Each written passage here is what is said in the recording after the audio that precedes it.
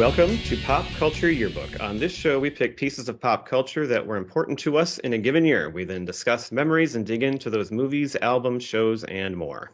I'm Brad. I'm Pete. And I'm Giff. And we're starting a new month tonight, though, right? Oh, you know what we got to do? Yes. This is the beginning of the month. We got to open the sure yearbook. is. Yeah, we're going to open the yearbook. And what year are we opening it to, Pete? We're not going back very far. We're going back to really a quite terrible year, 2020. Terrible in some ways, Yes. but we've actually talked about it. Not terrible in other ways. We got a lot of really good stuff cooking for this month. Right. That's We're right. Sunnyside That's people. true. All right. Yeah. And one of those things we're going to talk about tonight is a topic dear to me that I've been wanting to talk about for a long time. And so we're going to be talking about Taylor Swift and specifically the Folklore album, but a little bit more than that as well. And we have a special guest with us too. So we have Leah from not Pop Culture Yearbook. That's us. She is from She's the welcome. She could be on our show if she wants could to. Right. She is from the She Will Rock You podcast, and she is here to discuss Taylor Swift. And as far as I can tell, she's a big fan of Taylor Swift, so she's going to be a great choice. I'm Love super that name, by the excited. way. Super She excited. Will Rock You. That's an awesome Thank name. you. I take Yeah. credit for that. I named our podcast. All right. She Will Rock You. Remember that, audience. Yes. Would you like to talk about your podcast first and share a little bit about where you're coming from? Yeah, so our podcast started, it's me and my best friend Beth Ann. We were driving in the car with our friend Lauren one day, and a Fleetwood Mac covered band, like tribute band, was coming here. And I said, hey, Beth Ann, we should go to this, because we were both Fleetwood Mac fans. And Lauren goes, wait, who's Fleetwood Mac? Oh, God. And so Beth Ann and I had been talking about having a podcast, and we just looked at each other and we were like, that's it. We're going to educate people who are millennials like us about rock history, and the show was born. So we have a bi-weekly format where we take turns telling each other the story of an artist or a band, or sometimes we go off on like rule breakers. I did like Fender versus Gibson for one episode. But then in between, we sprinkle in interviews with like just really badass female industry professionals, artists. We've had photographers, journalists, authors, record label owners, all kinds of just crazy people that we get to interview on our show. So it's never a dull moment. We got a lot of content coming at any given moment. Right. Wow. Awesome. How did I was just going to say, because you guys are younger than us, I'm pretty sure, quite a bit probably. Yeah. How did you get your knowledge of like bands like Fleetwood Mac and classic bands like that? Both of us, we have parents who are very interested in music, but very different genres of music. Beth Ann's parents are a little older, so they're more into like your Stevie Wonder, Motown type music, where my parents are really young. My mom was 21 when she had me, and she and my dad were both really into like hair metal Nice. and hair bands. So We are, like well, Yes. Yeah. pretty much if I go to my parents, they're listening to Hair Nation at any given moment on Sirius XM. So it makes for a really fun podcast because I'll pick artists that like Beth Ann didn't really listen to growing up, and then vice versa. She's got more of like a folk influence, and I also listened to a lot of country growing up. So we just have very diverse tastes. But we both like researching and like obsessing over an artist for the month time that we get to research them. So it works out great. If you don't mind my asking, where are you guys located? In Virginia, like Southwest Virginia. Virginia. Okay. Do you know Dave Grohl? No, it's North Virginia. I wish I knew Dave. That would be awesome. He's our favorite. So Spoiler, we haven't recorded it yet, but that's my next topic is Foo Fighters. well. I will be listening to you that got a listener. right Yeah. away. Absolutely. So let me ask you this. You say you have a lot of people on. I've listened to a few of your podcasts. And how comfortable have you become in interviewing? Because that's a whole nother skill. Yeah, I'm a little nervous about that. I'd say pretty comfortable. So I worked in a marketing agency. I don't work there anymore. But I was the person, I guess, in charge of setting up interviews and interviewing people on camera for the videos we created for the agency. So I got really comfortable with interviews really fast. Okay. Wow. Interesting. Yeah. Is it hard to get all these guests that you have? That's something we haven't really gotten into yet. It seems like it would be really hard to get people to really respond to you. And like, did it take a while or how'd that go? Can't even get our wives on the show, except for Gifford. we didn't have a whole bunch at the beginning because when you have 2 episodes, it's really hard to convince people to come on your podcast. But when the pandemic started, it was honestly great for us because all these artists were sitting at home with nothing to do. And my favorite band is the Struts.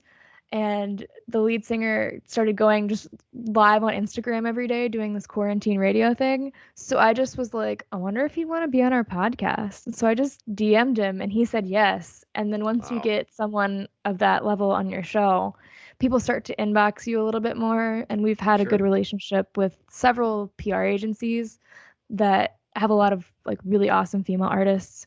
And so, one thing leads to another, You just kind of got to get your foot in the door. But they come in waves. Like March, we did something crazy, like 13 interviews. I think 2 didn't show up, but it was a lot. Don't recommend 13 episodes in a month. Sounds like a lot. Oh my God. That would be... Yeah, we're lucky to get our 1 done a week. Yeah. So you have a lot of episodes. So I've listened to a few and I've scrolled through, but there's a lot to look through. I didn't notice. Have you done any Taylor Swift stuff on your show yet? We did. We did a Taylor Swift Will Rock You with Okay, I totally missed that then. From the Tay to Z podcast. They're going through every Taylor Swift song in alphabetical order. Oh, yeah. Every song. Wow. Tay to Z. That's Tay good. to Z. Yeah. Great name. All right. Wow. I'll have to go back and scroll through again then and find that because I would have totally listened to that. I don't know how I missed that one. It was, I want to say late 2020, like fall 2020. Okay. I'll find it and I'll send you the link. Okay. Awesome. All right. Did you guys have any other questions before we start to dig in here? No, I expended my interview question. That was my big one. That's how good we are at interviewing, right? Right. Well, here is our question that we will ask any guests that we have, and we want to know because we are a pop culture podcast, so we love music, but we have many movie episodes, TV, other stuff too. So we want to know what has influenced you, and what are some things that were important to you growing up, or even still to this day, as far as pop culture goes.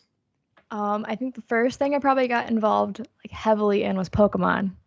Really? In 3rd grade, my best friend, she got Ruby and Sapphire and then ended up giving me Sapphire for my birthday, like her own copy. And we both played those for probably more than I've ever played another video game in my life. Like that was our lives for 3 years for those 2 games. So I played every subsequent Pokemon game since then. The new one, if anyone has played that, is fantastic. The Legends game. My son has some game. I don't know what he plays, but he's got some Pokemon games. So it's like an open world. It's completely different. It was about time to refresh the games. Like they've been rehashing them for 20 years. Do you play Pokemon Go? I did for the first 3 years, but then that game is like 5 years old, bro. I have a friend that still plays it. It shocks me. Really? So, yeah, he's on it quite often still, so it's kind of funny. My old office was a Pokestop, so all of us would play at the office because we had like an unlimited fountain of resources in our office. Wow. It was great. And the pandemic hits, everybody has to work from home, and it sucks. Right.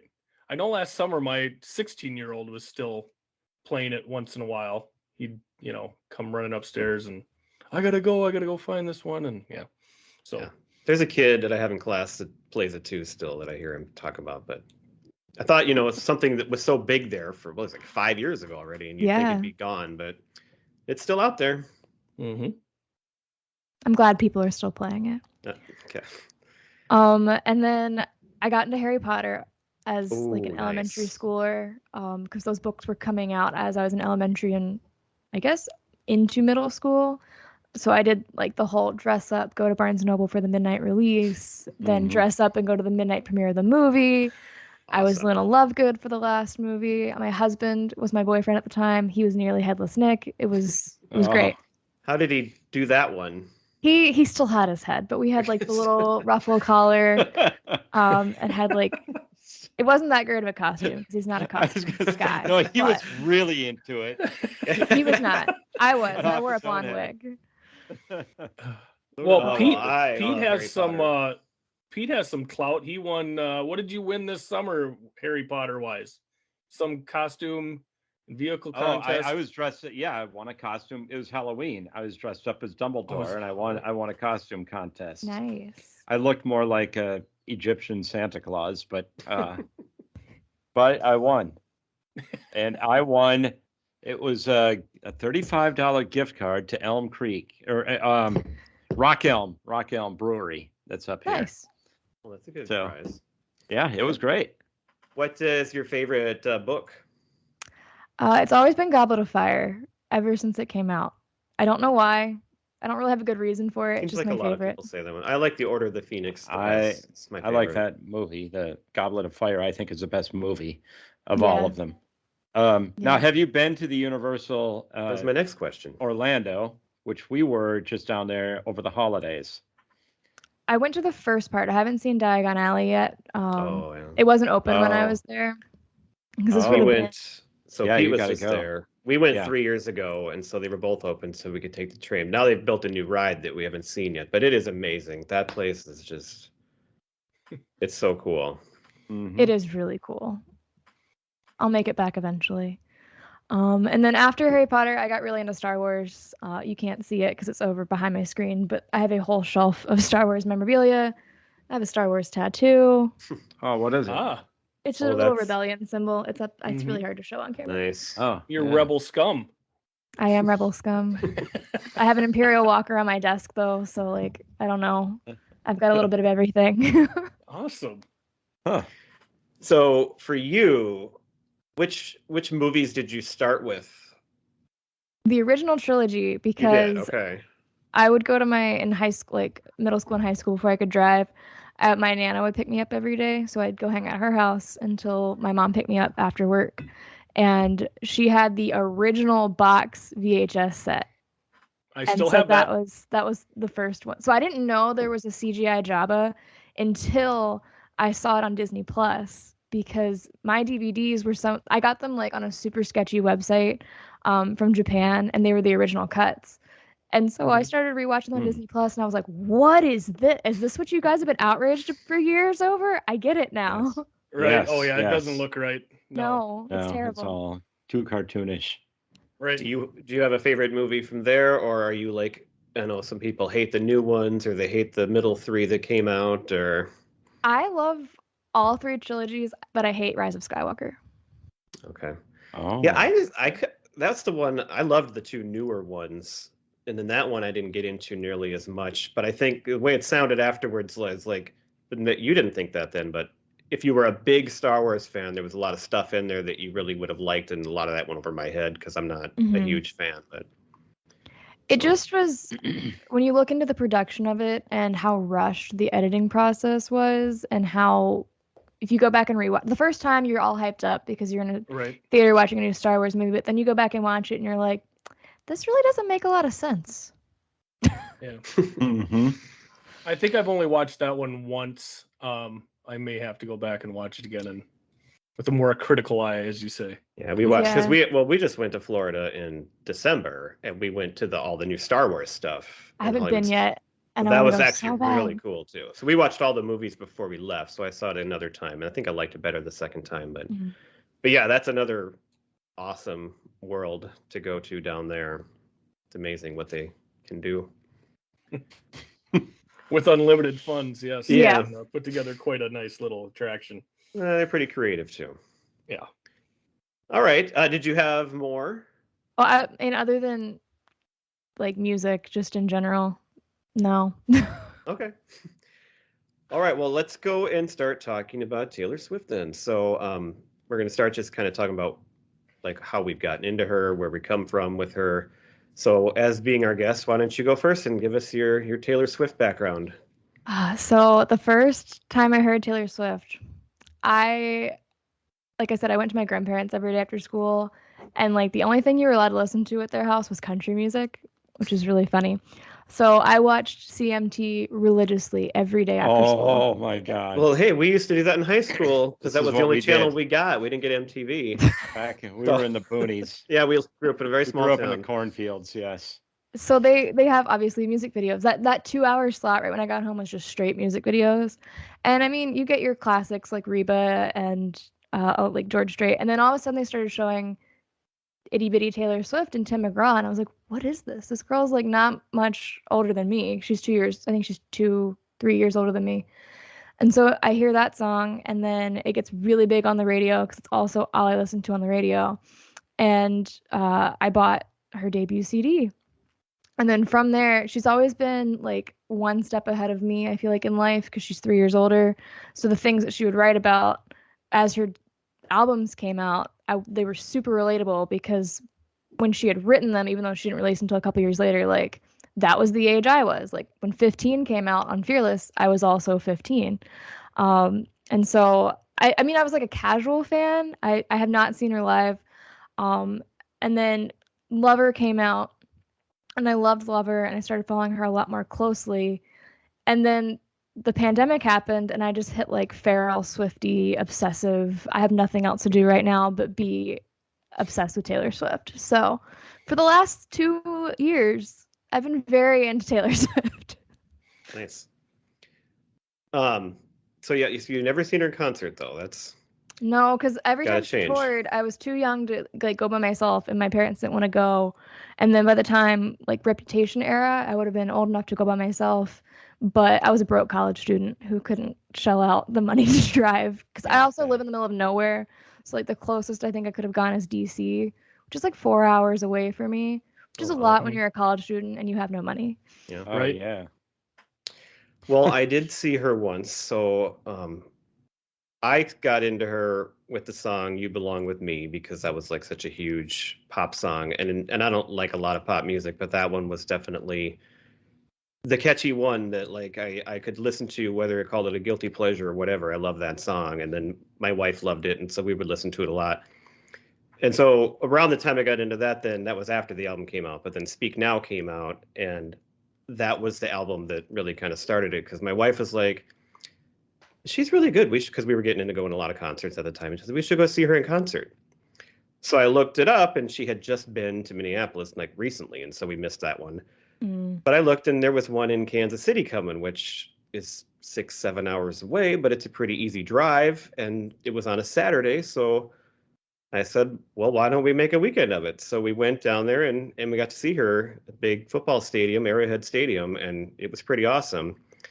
And I listened to that album a lot to get ready for that concert. And then from there, it just went on. And then Red came out, and that was pretty great. But the big one, if I didn't pick Folklore for this, it would have been 1989, because that was like, I love 1989. yeah, it's amazing. I mean, I call it like her version of Thriller. I mean, it's just hit after hit after hit, and it was just huge.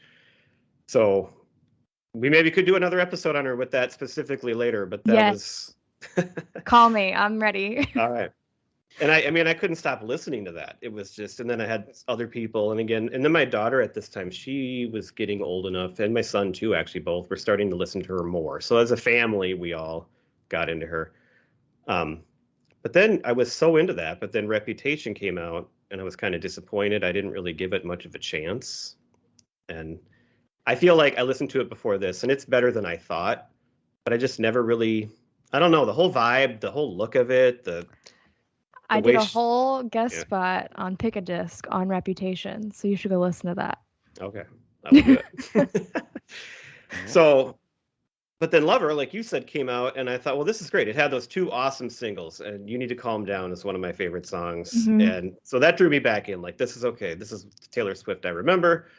And so I was back in, and then all of a sudden she drops this surprise album, Folklore, and it's like, it was nothing like anything she had done before, and the vibe of it and the timing of it was just awesome, and I couldn't stop listening to it.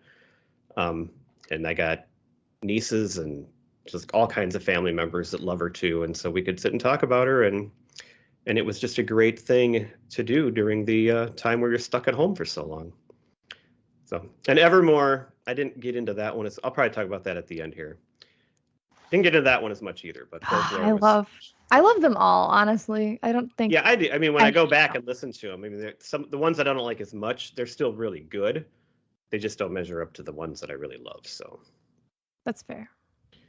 So that's where I'm coming from, and why, because it's been now, what's that, 11 or 12 years since I got into her. So it's a long time. Yeah. How about you, Pete? Well, I'll say that I haven't historically been a huge Taylor Swift guy. I obviously knew who she was and knew her music from what's been on the radio or on TV and that kind of stuff, like the big hits. But I can't say that I've ever like sat down and just listened to an album or anything like I did in preparation for this episode. I was pleasantly surprised by this. This entire album, I was able to immerse myself in the music. I thought it was good. I thought it was different than anything that I had heard her do before. And I thought, I wrote this down in a couple of songs. It seems like she shows a bit more maturity on this album than maybe some of her older stuff. Where she's just an angry teenager is what it comes across in some of the music. Not to be offensive to any Taylor Swift songs, it's just like that's just what I had envisioned her music being, and because some of her songs are like that, right? But now this one, it just seemed more kind of laid back and more reflective, and I thought it was good. I really enjoyed pretty much every song. I had a few that I had bolded as ones that stood out that I really liked, but we'll get into those as we get into the album. How about you, Gifford? Well, Taylor Swift comes to me through my wife. I don't listen to a lot of music anymore. I listen to a lot of talk radio. I listen to a lot of podcasts. But my wife is a very big fan, and a lot of the songs that she would play for me are fun. I like poppy songs. I get into that. I like upbeat, fun songs. So like 22 is just such a fun song. And I always have a soft spot for a singer-songwriter. Yes. People get famous for singing. Actors are famous for acting. But if you don't have a writer, writers don't get the credit.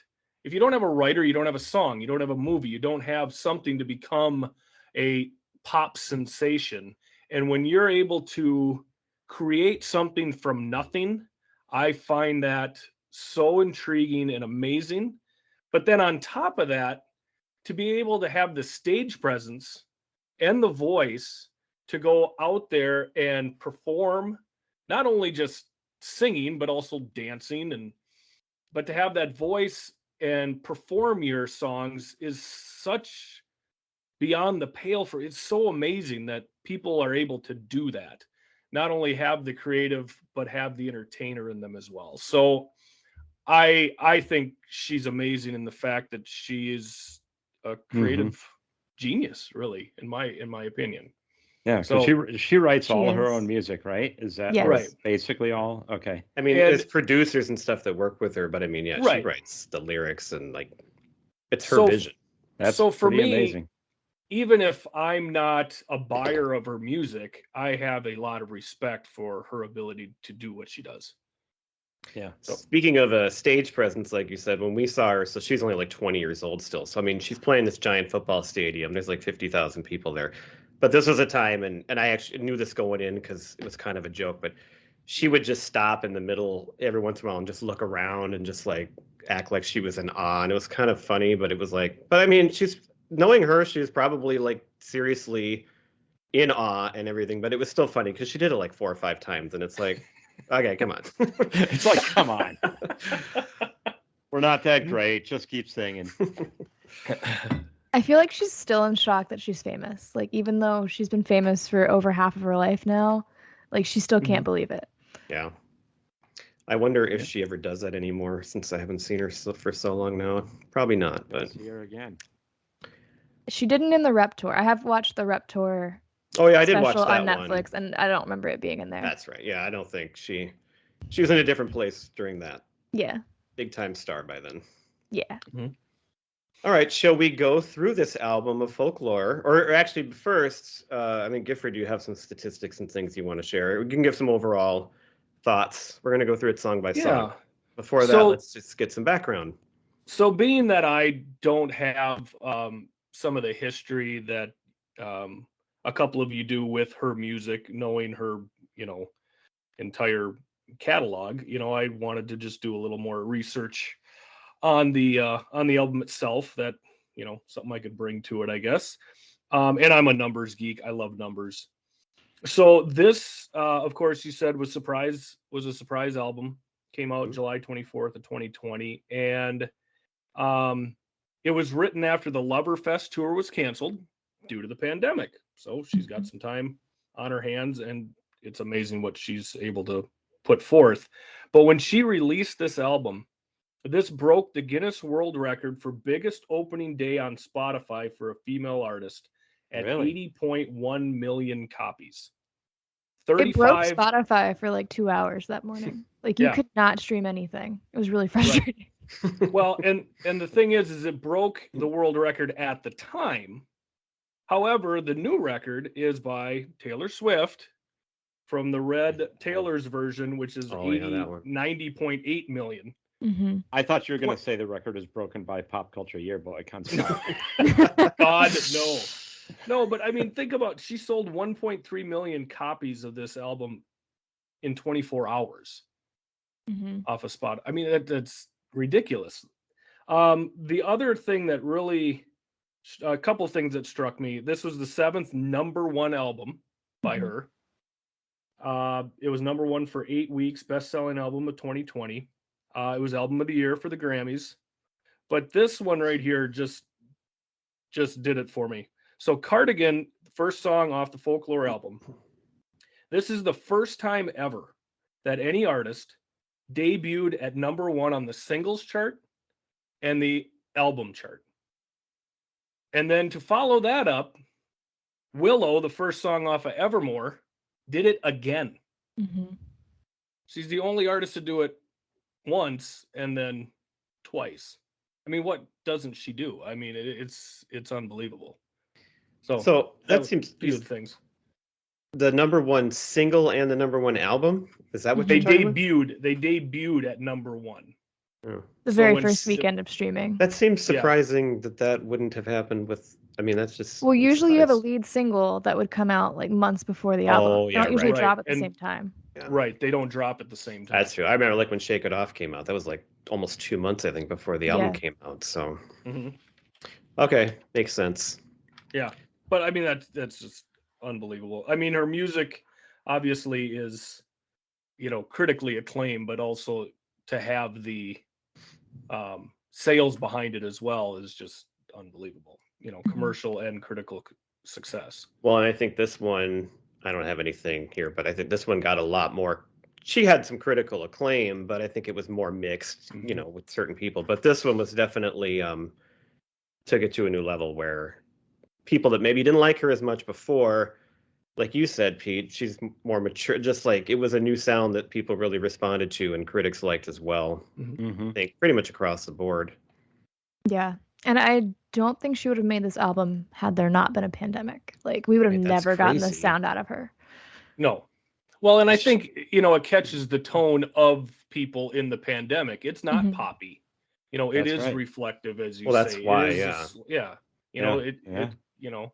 it taps into the way people were feeling at the time. And of but course, then she's got a heck of a following to begin with. So, but that's kind of risky too, because you have your following that's used to you putting out a certain type of music. And then this is quite a bit different. And, some fans could be turned off and think, oh, this is boring. I don't like this. And that was not what happened.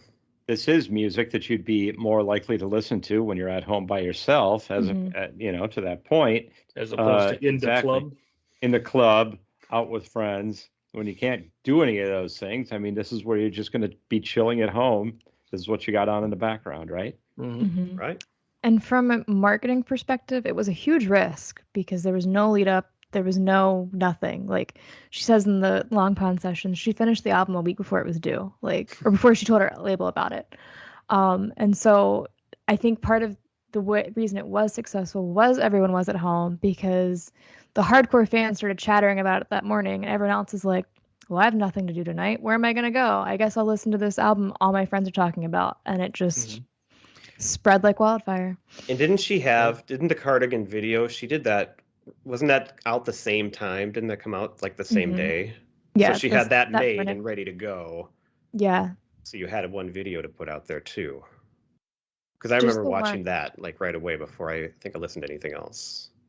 It was the one official video, and there were lyric videos for each one that were like specifically tailored to the imagery of that song. Right. Yes. I think I watched some of those too. That's how I So- listened to the album like the second time. Was I put the playlist on YouTube, and I was like, I'm gonna watch this because there were Easter eggs hidden in the background of them and stuff. Oh, there was. Okay. Yeah. And that's Yes, and she does that like in her songs and stuff too. Like there's Yeah. always things that you can pick up on references, and depending on how much you know, and I'm sure there's a Yeah. lot more that I don't know, but It I'm gets aware of things. crazy and very theoretical. Like there's still people out there who believe that there's a third sister album called Woodvale, and that it was supposed to be a trilogy. Like it gets a little crazy. Wow. Well, one thing I've learned is people have time to make up theories and conspiracies over the last couple of years. Because as my son has gotten older, that's what he does: is he watches YouTube, and like he can find anything about any movie, like the Marvel movies and the Star Wars movies, and he's so engrossed in all those things, and then he can tell you that about that stuff right away. And it's just like, who sits around? Or TikToks actually is where he gets most of them, I think. That'll do it. Yeah. All right. Did you have any other like general comments on the album, Leah, that you want to share, or? If my cat will get off my notes, I will look. I was gonna just say that. So she says in interviews and in the Long Pond sessions that this is her least personal album, and that it was inspired by being at home and watching movies and reading books and watching TV and like immersing herself in other people's stories all the time. Interesting. But I think it's actually her most personal album. It's just very See, veiled. that's what I think Yeah, too. that's what you would think. Yeah, it seems very personal. That's Yeah. what I heard on TikTok as well. To the And it's gotta casual be true. listener, I feel like they may not pick up on all the nuances. Good for you guys. I outlined them in my notes. All right. But it was inspired by folklore and stories and other people's lives, which for her was completely different because all of her other albums were completely autobiographical, with the exception of maybe like 4 songs. Well, and that makes sense now that you say that, because after going through and like kind of reading about each song, that there's this trilogy in there that I Yes. didn't know about, and then like the last Great American Dynasty we'll get to, that's about somebody else too, although it kind of mixes her in with it. So it makes total sense when you say that, but you listen to it and it feels like obviously a very personal album. Mm-hmm. But I guess not. Yeah, in the Long Pond session, Jack Antonoff says at one point about, I forget what exact song it was, but he said it's such a folklore moment because it's not about you, but it's all about you. So that is the album. It's not about her, but it's all about her. All right. Was that all you had? That was all I had. Okay. So shall we go through it now by song and see what we thought? Yes. All right. So the first song is The One, which to me I think is just a really nice, sweet song to kick it off. But it really sets the tone, which maybe you don't know until you hear the other songs, but it sets that. The word that I used is intimate. It's just a very intimate sounding album, and this song kind of starts that off right away. I'm a big fan of that song. How about you guys? I actually had this one written down as my favorite song on the album. Really? Interesting. So yeah, I don't know what it was about it. Maybe it's just because it was the first one that I heard. This is the only time I'd ever actually listened to the album. But as I went back through, I had, like I said, I've got about 3 or 4 other good songs that stood out. It was all pretty good, but some really stood out. But this one was my favorite song on the album for sure. It's it gives you that good bass to start it out, and it kind of starts out with that kind of slow, smooth, like piano. And it seems like very regretful. Like she's telling the story about how it's what could have been between those two, and then it wasn't really. It just never really. But it feels happened. happy at the same time, like not like you're upset or sad about it. It's just kind of like we could have been, but it didn't work out. But whatever. Yeah, whatever. Right. Yeah, I also enjoyed this one. Just the simple beat in the beginning with the piano. I think it, obviously having listened to the whole album, I think it is a nice kickoff to it. Just kind of sets the stage nicely. I really enjoyed this one. I love that it opens with "I'm doing good, I'm on some new shit," because it was a complete tonal shift for her. And it was the first, when she leaked the album art and the things, like, they started going up for pre-sale, it was the first Taylor album to have an explicit content warning. So we were like, oh, we're getting sweary Taylor now. And we're going straight out the gate. And she uses Now, those is words this really the- well here throughout the album. Yes. Was this on the deluxe version though? I thought that I saw the deluxe version has the explicit lyrics, but the other one does not, or something like that. Maybe I misread it. The deluxe just has the lakes at the end. Yeah, That's the only- Okay. extra song. Okay. But there is like a censored version that doesn't have. Oh, maybe that's it. All And right. Spotify is really bad about how they serve it up. Like every time I listen to Avril Lavigne's new album, it wants to give me the censored version. I'm like, no, that's not what I want. All right. Right. All right. Did you like this song? Yeah. Yeah. Okay. I All right. like them all, but Right. it's not like my favorite on the album. Oh, it's not. Okay. Well, there you go. Okay. So we'll have you kick off the next one because you're wearing a Taylor Swift cardigan. So tell us what you thought of the song Cardigan. So after I listened to it the first time, and then we like found out that was gonna be the first single, I was not thrilled it was gonna be the first single because I'm not a slow song person. They're usually not the songs I gravitate to. Mm-hmm. But the more I've listened to it, the more I love this song because the lyrics are so clever and so melodic. Like for each song in my notes, I just wrote lyrics so that I could reference them later. But when she says leaving like a father, running like water, like something about that line just like makes my brain happy every time I hear her say it because it's just so good. Sorry. I don't know how else to describe it. But the way it's delivered too, like when you said that there, I can totally hear it in the song, which Yeah. sometimes I can't really do, but I can place it perfectly in this song just by hearing the words. Yeah. So it grew on me, and it does make sense because if I was gonna pick one that was still Taylor but folklore sound to put as a single, like this one makes sense. And it is part of the album's love triangle, which we can save for a later song. But it is. When I listened to it the first time and I heard Cardigan, I knew I was gonna love this album, even though I hadn't heard but 2 tracks at this point because it was good. And it was new and it was different. Mm-hmm. Yeah, I think you said the first, because when I first watched the video, I'm like, okay, this is all right. It didn't like catch me. You know, you're probably expecting something else, something You're faster. expecting me, or you need to calm down, or something in your face. So I wasn't like thrilled at first, but the more you listen, and it's the same way with the album. I mean, I really liked it right away, but like the more you listen to it, just the better and better it got. And this song was one like that really grew on me.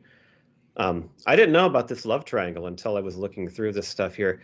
And so one of the songs is maybe my favorite on the album, but learning about this kind of changed the way I viewed it and made me like it a little bit less. So that's a little sneak preview for later. But this one was about supposedly this girl who got cheated on by a boy named James. Right. And then and then they come back together again with 2 more songs later on. So. And this one takes place about, she says 20 to 30 years after the actual affair happened. So really? She's forgiven him. Okay. It's in the long pond session. How about you 2 guys? The lyric that I had written down was, when you're young, they assume you know nothing. Mm-hmm. That one just, I don't know why, it just stood out to me. I thought and that was sounds something really what personal. she was saying. I thought that was personal too. That's why I wrote it down. Got criticism, I'm sure, and people that thought, you know, she was too young, and like that feels like a really personal line to me when I hear that. She did, well, that was a big Taylor Swift thing. Everybody thought that she was really ragey for a while. I don't remember that, but well, the media, I mean, that was a big thing where like the media made her out to be this bitch and whatever, and that's not. She only writes songs about her ex-boyfriend. Yeah, right. Okay. Right. Yeah. I guess I'm thinking of a different way. That totally. It was all about. She only dates guys so she can break up with them to write songs about them. Okay, that went over my head for a second, but I totally get what you're talking about now. So, but yeah, I thought it was a good song. Not my favorite on the album though, but I've already established that. Different. Your line's the same one, Pete, that I have as Wow. well. I love that line. Again, it to me, what I know of Taylor is the same thing. It's like she writes about her lost loves, so that's what I was assuming. That's what made it personal to her, I thought. So yeah, I mean, it's not my favorite, but I like it. The video was pretty cool, I thought. For the Yeah. Was it just limitations of shooting it in quarantine, it's Well, pretty that's cool. kind of what I was wondering. remember, Like, wasn't there's she just some really basically good playing the effects in piano that in thing. it, or No, is but it- she's going through the seat of the piano into the water and Yeah. then Okay. in the water with the piano. I mean, I haven't that's seen it in a exactly long what I time. was thinking too. I was like, how did they put this together? If she's producing this, via Zoom and email and putting, sending lyrics over and getting music back. I'm like, how do you put that video together? If I remember correctly, they had a videographer, just a videographer, and I think maybe a makeup artist, but Taylor might have done her own makeup. And then both of them had to be COVID tested before they went into the room together. The videographer wore a mask the whole time and was like 10 feet away. She would start the camera and then like walk away whenever Taylor was in a shot. So it was quite the pandemic project. Oh, Cool. Just backing up. Speaking of costumes, when your cat was walking in front of you there, like right under your chin, and it was almost like you were nearly headless Nick. Like you could just see this head floating there and this blackness underneath it. Yeah, I don't know why she's doing that. She never does that. She likes she wants us. out, I guess, but she's stuck in here. So All right. The third song is The Last Great American Dynasty. Let's keep going around the horn. Pete, what did you think of this one? I did have this one in bold as one of my more favorite songs on the album. It's more fun. It just seems a little more country. It's got more of a clear story to it. You don't have to think a lot about it. It's just telling the story as it is. I thought it was fun and I liked it. It's about That's a all real I got to person say. too. In real life? Yeah. yeah. Oh, wow. who's it about? You go ahead, Leah. Okay, so it's about Rebecca Harkness, who owned Holiday House, which is the house at, I want to say in the Hamptons, That's that in Taylor Rhode Island. bought. That's what I had. In Rhode Island, that Taylor Oh. bought after it had been Okay. set there 50 years because no one wanted to buy it because of its history with her and her being crazy. And she actually did steal her neighbor's cat and dye it green. Oh my But it's God. pretty much true story. It's like the typical country trope of she describes it as, there's this person and then they met this person and then surprise, their kid was me. She's always wanted to write a song like that. And so when she bought the house, she was like, I've got to make this into a story somehow. And this was the perfect album to put it on. Yeah, and this is another one then where it's about another person, but what I read is that like there's a lot of comparisons made between the two of them, like that she's kind of like or treated like this Rebecca Harkness person. And so I really like this song too, but this is the one song that to me kind of feels like, at least it used to feel like it doesn't really fit. Like it seemed like it was a little bit different because it's about this other person, and I don't know, it's a little bit more upbeat, I guess, compared to some of the others. But after you saying that she was inspired by and writing all these stories about other people, now that makes way more sense to me that this does fit more than I guess I thought. So it's about her, but not about her. Right. Sure. Giff? This is the first song that I really, really liked on the album. I'm a story time guy. So Rebecca, she sounds like a good time gal. And my favorite line in this is she had a marvelous time ruining everything. I love that line. I've known some people like that, where they're a lot of fun to party with. I was going to say, is he talking to one of us? They're a lot of fun to party with, but yeah, it's not a sustained situation that you can stay in. So yeah, I really, really enjoyed this song. The other thing I liked about this that I forgot too, so I didn't write down many lyrics, even though there's so many I like. I'm glad you guys came with those.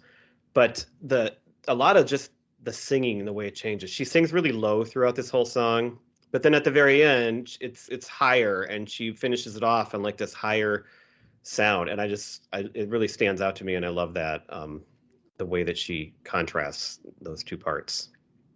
Her vocals on this album are top notch. Well, and that's another thing I remember that people did say about her when she was younger, is that they thought she really couldn't sing, or that she had too much mixing that live, like her voice wasn't really that good or anything. But I don't know. I think Her she's live proved that. performance was a little touchy there for a couple of years, but I mean, I think everyone starts out that way when they're performing live because it's such a like a new experience. It's different than recording in a studio. Yep. There's a lot of space to fill.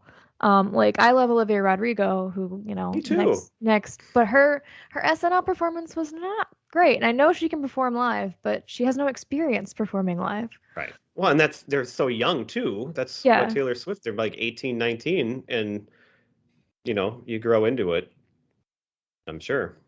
Yeah, she'll get there. Yeah, I'm a huge fan of her too. We talked about her in our 2021 episode. People can go back and listen to that one.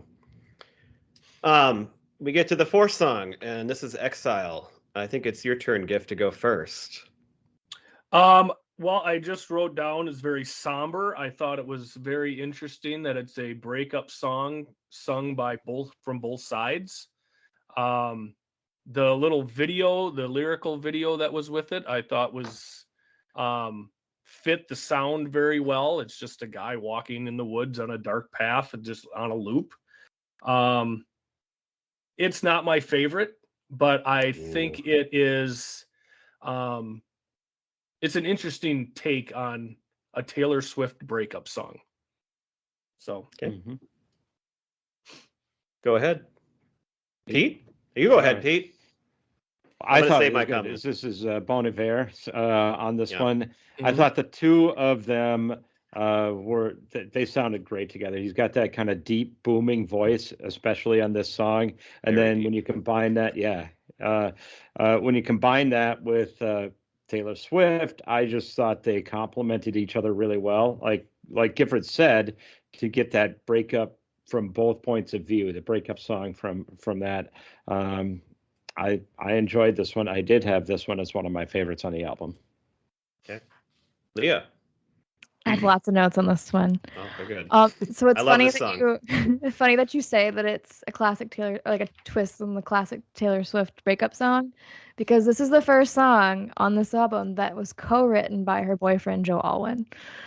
Joe plays piano. She said that he was just like messing around one day and started playing that melody on the piano. Yeah. She's like, wait, do that again.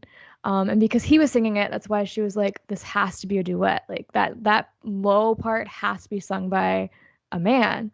And so she was already working with Aaron Dessner, who knew Justin Vernon from Bon Iver.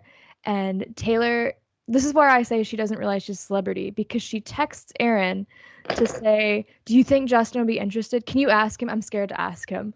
Right.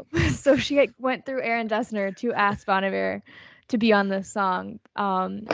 And it was a collaborative effort between the two of them, because Justin Vernon wrote the bridge of the song. So she got to have a total fangirl moment, like she's not even famous. Right. I love this song.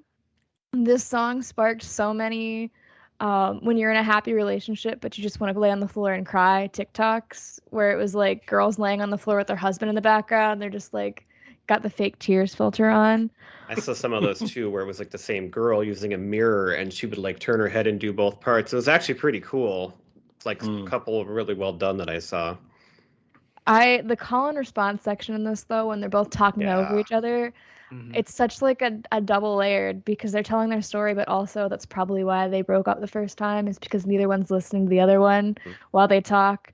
It's such a deep song, and it's one of my favorites on the album. Yeah. Even though I'm not like a sad song person, this is one of my favorites. Me too. This is my first favorite song. There's a couple others I like about as much, but this really stood out to me. So this was the second single. I don't really remember hearing it back then, but a few months ago they played it on the Spectrum channel on Sirius XM, and they played it over and over. Like I heard it almost every day on there. I'm like, well, this is cool. Weird. Yeah, I thought so too. But I think it's just such a cool duet, and I love it's so different to hear this guy sing the first verse and to do a duet where it's your album and you're the big star and you got this other voice going first. I thought that was, I don't know if ballsy is the right word, but it was just like, that's different. That was really cool. And I didn't really love his voice at first, but it really grew on me. And probably just through the first time I heard the song, because by the time they get to the back and forth, and he's saying you never gave a warning sign, and she's saying I gave so many signs, and it was so awesome, and it's just so well written, so put together. The voices are perfect. So this is one of my for sure top 2 or 3 favorite songs on the album, and one of my favorite songs of hers probably overall, actually. So Gifford, you're all alone on that one there. That's okay. I don't like the slow stuff all the time. I can understand everything you guys are saying. It's beautifully written. Well, most of the songs are sung. slow on here, so. Well, there's a few that I found that I liked a little bit more. Okay. So, all right, let's go on to My Tears Ricochet. If we're going in order, I think it's my turn. So this is another one of my favorite songs. I love this song. And this is the part where I'm listening to the album like for the first time, where I start to realize this is not going to pick up. This is not going to be like 1989. This is what the album is. That's what I thought too. And I'm here. I'm ready for it. It's awesome. But this is where it's like, okay, I'm starting to get mesmerized, just drawn into this thing. And again, it was so fitting for this time period with the pandemic. I love, there's this like pulsating, almost heartbeat sound that plays underneath it, especially as it starts to pick up in the middle. And I love songs that build. And this is a song that kind of just builds over time. But then there's a moment where it all just stops and it's just her voice for a few seconds before the music and the beat comes back in again. And I read this was the first song she wrote for the album. I don't know if that means anything, but I love it. This is another one of my favorites on the album. Leah. So it's important that she wrote this first because she wrote it right after her masters were sold. Okay. Oh. There you go. And so this song there's no doubt in my mind this song is about Scott Borchetta and Scooter Braun, who was her manager. Scooter was her manager up until she left Big Machine because of the whole masters debate, which we don't have to go into because it's a whole other thing. But the song is like the most painful song, I think, topping All Too Well, because it's one thing for a boyfriend to not show up on your 21st birthday and break your heart. It's another thing for your business manager who you've trusted with your life's work to go behind your back and sell your masters. And now he has to live with the ghost of Taylor and her stolen lullabies every night, and she's taking them back from him. So, but you can tell that this was written from when that wound was fresh and that wound hurt. My favorite line in it is, "I can go anywhere I want, just not home." She mentions in the Long Pond session that, you know, in comic books and in superhero stories, the hero's greatest nemesis is the guy who used to be his best friend, because he knows the right buttons to push and the right way to backstab him. And that's how she felt when she never names him by name when she's giving this interview, but she just says a business decision that happened. And Swifties know. So it's about that person that knows the exact way to hurt you, and they executed on that exact way to hurt you. Oh.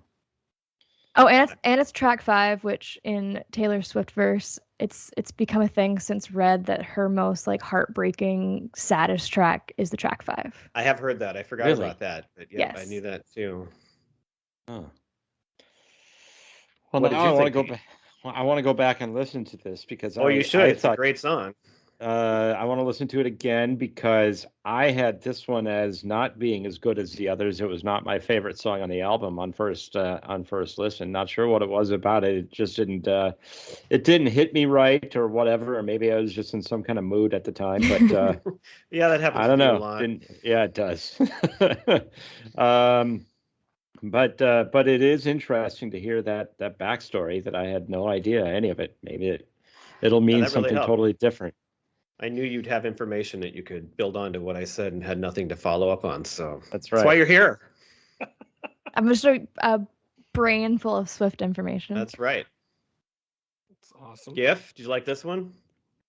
I didn't have it as one of my favorites. To me, it's a good song again, but I got 4 on the album that just were more, that talked to me more. I liked them. This was the first song on the album that I took as her word of the day song. It seemed like she liked the word ricochet, and we're gonna put that in our song.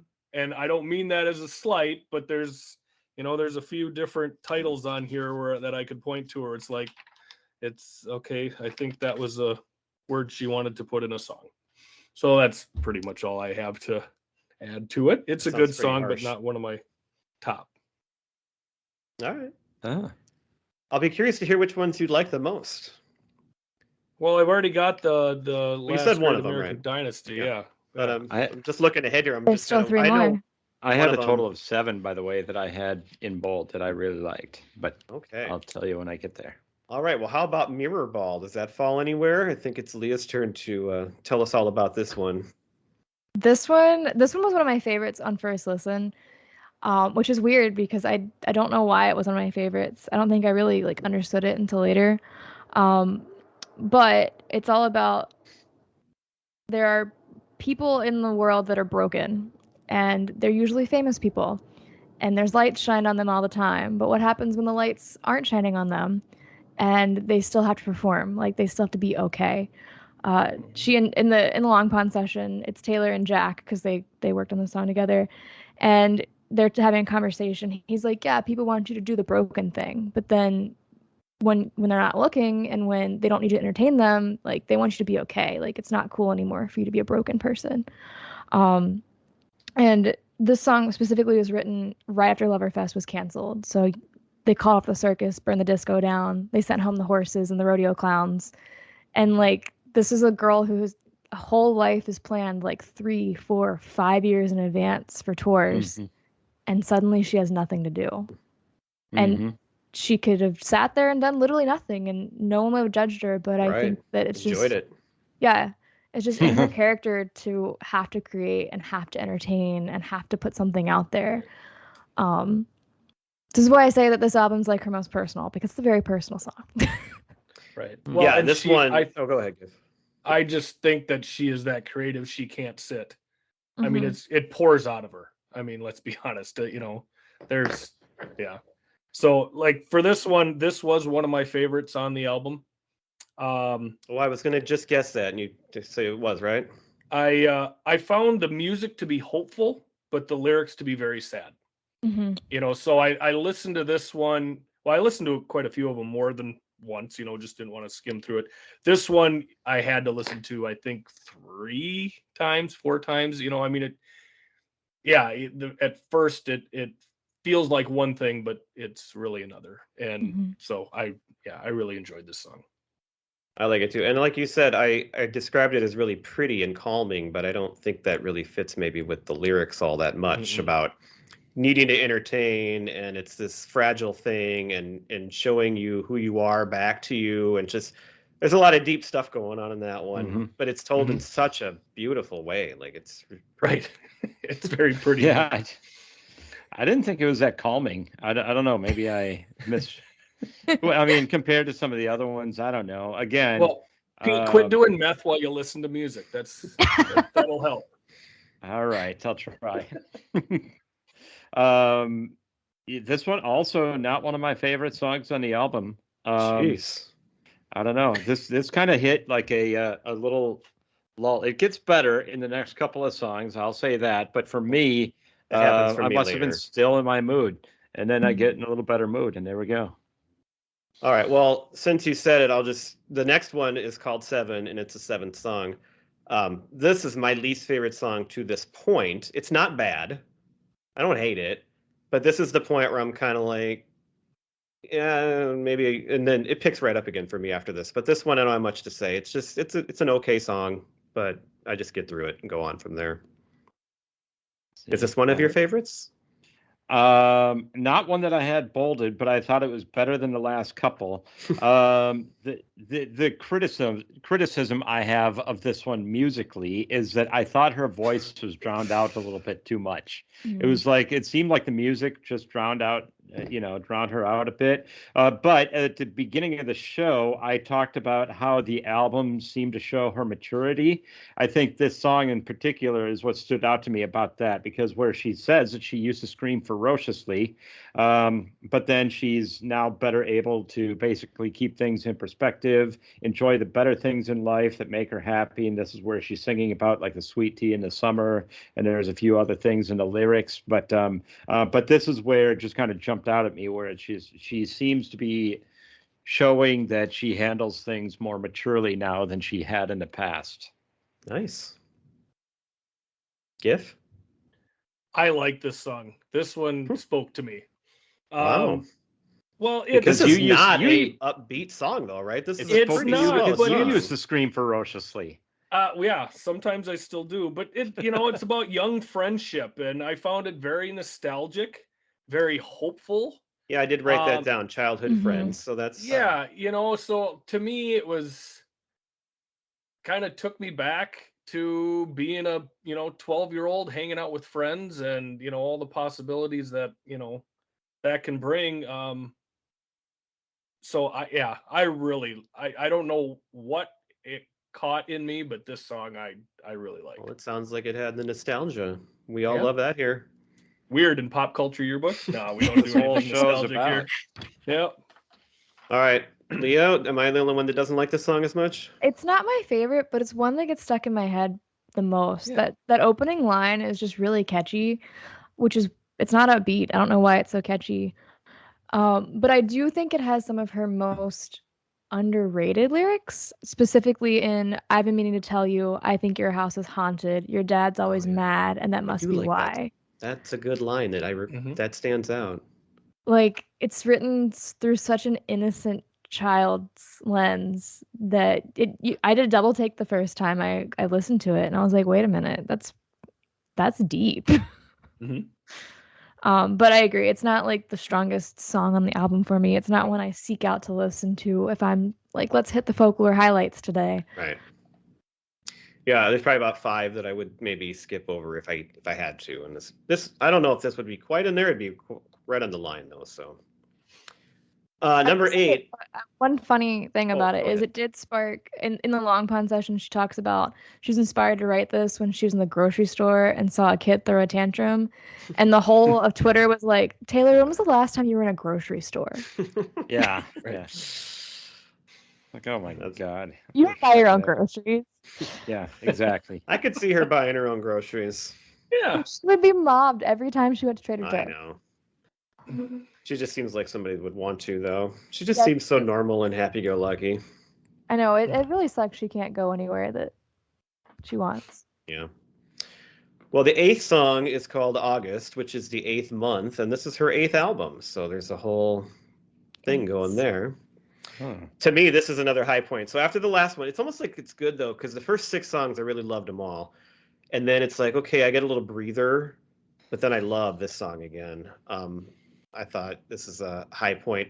I feel like the chorus, especially, it's got this slow fast where she's a little faster, then slows down, and low high too. Like there's just so much contrast going on in the way she sings it, and so I love it. And this is part 2 of that trilogy. I'll save that for one of you to maybe go into. But this is the second song of this teenage love triangle.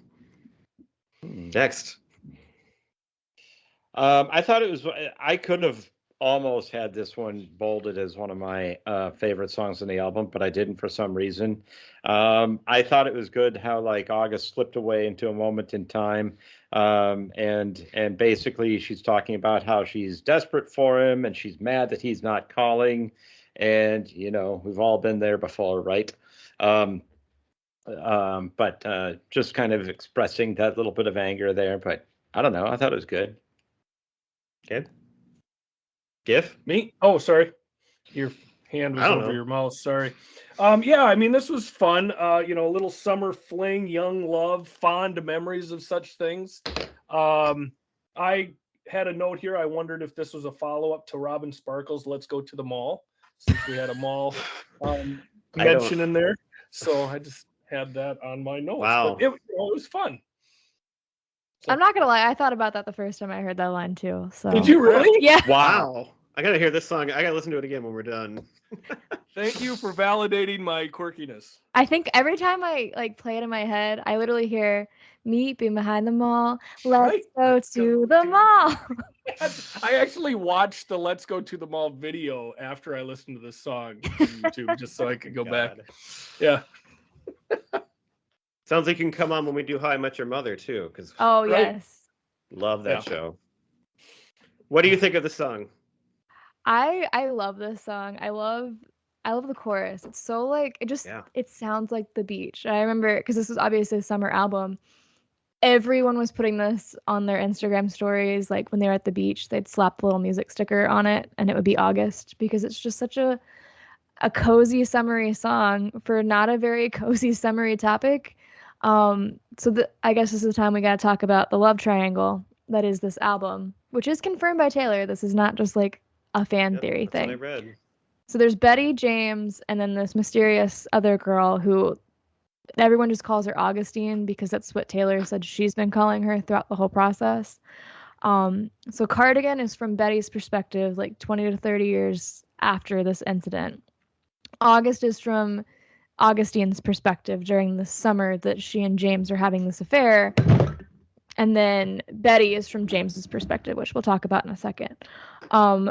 But she wanted to write this song, and I love this song because Taylor had some songs in her early discography, like Better Than Revenge, that didn't age so well and were very much like slut shaming other girls.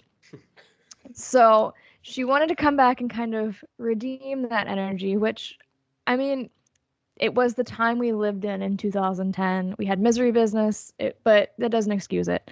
And so she wrote this song to show that, like, there is no villain girl. Everyone just wants to be loved and be loved by somebody and just, have someone that they care about. But James, wasn't in love with her. He ultimately goes back to Betty. And she's just a sensitive person that cares a little bit too much. My favorite part of this, though, like I said, is the chorus where it's August sipped away like a bottle of wine. Mm-hmm. The little flip of slipped and sipped. I missed it the first time I listened to it, and I did people too. were posting it, the lyrics throughout the week, and I was like, that's not in there. And then I went back and listened. I was like, that's definitely in there. I can't hear. That's brilliant. right. What's So the do you next have more? one? This is no. Yeah, I the d- next oh, one d- is This Is Me Trying. Do you want to talk about that, Pete? So I was trying to figure out. It sounds like on this one there's like a low brass. Is it like a trumpet or a trombone going on there? That kind of stood out to me. Not does anyone? No. I don't know. Ringing out? In Long It's, Pond, it's just Taylor, Jack, and Aaron, and they each are only playing one instrument. So that's not in the Long Pond track, I don't think. So I don't know what it is. Sounded like it might have been a trombone, but anyway, that's what actually for me it seemed to make the song just kind of different than some of the other ones. The whole song, it made me envision for some reason just smoke and lights around her, and then it's like just like building and building as the song goes on, like the smoke is getting thicker and thicker around her. Just the way that she was singing it and the way that the music was. I don't know. described it That's as why haunting, which kind of fits that. kind of with the ties smoke. in. Yeah, there you go. Yeah, Her yeah. voice feels like it's farther away in the song to me. Like so that's what I noticed. I really like the song, but those are the things that like stood out to me with this one. I Giff? just wrote slow as F, not my fave. See, I So- saved that All right. for a different one. Wow. I mean, here's You the might thing. change your mind if I give you the context to it. Yeah, when let's hear when I say it's not my fave, it doesn't mean it's a horrible song. It's just not my I know. favorite on I this. know. That's fine. That's fine. We're not offended. Well, It's let's not hear the story. I'm not slut shaming the song. I'm just saying I didn't love it as much as it wanted to love me. That's fair. I think it. So this is one that is like entirely fictional. She said that she placed herself in the shoes of an addict, and how they can try so hard, and it takes every ounce of willpower to get to a like a place in their life that people still think is shitty. But for them, they wake up every day and they're doing their best, and no one like pats them on the back and says, you know, good job surviving today. They just look down at them and they're like, you're a piece of garbage.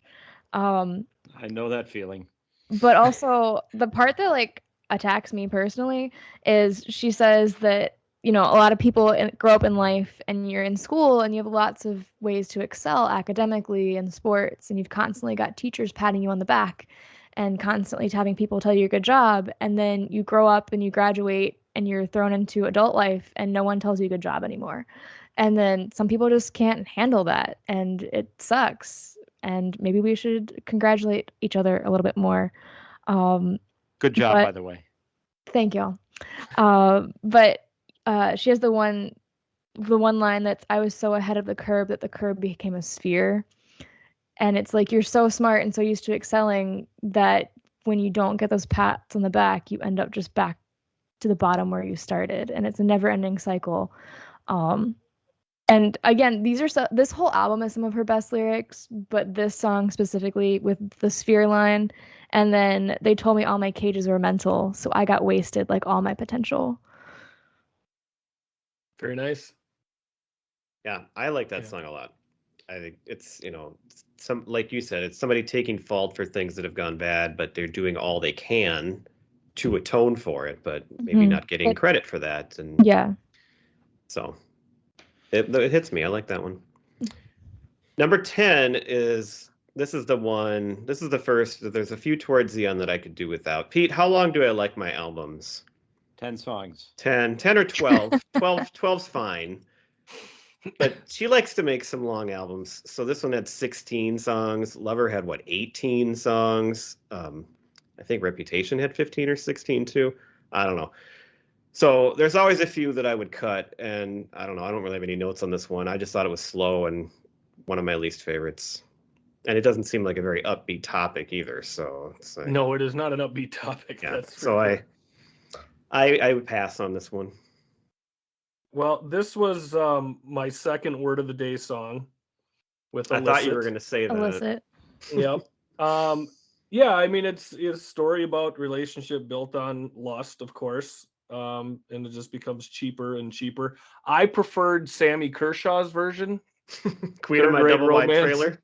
Oh, third-rate Third-rate romance. Low Rent Rendezvous. A little more upbeat and fun, but Yeah. I mean, I thought it was all right, but again, I didn't have it highlighted as one of my favorites. But That's one of those did. CMT songs, Leah, if you don't know that song.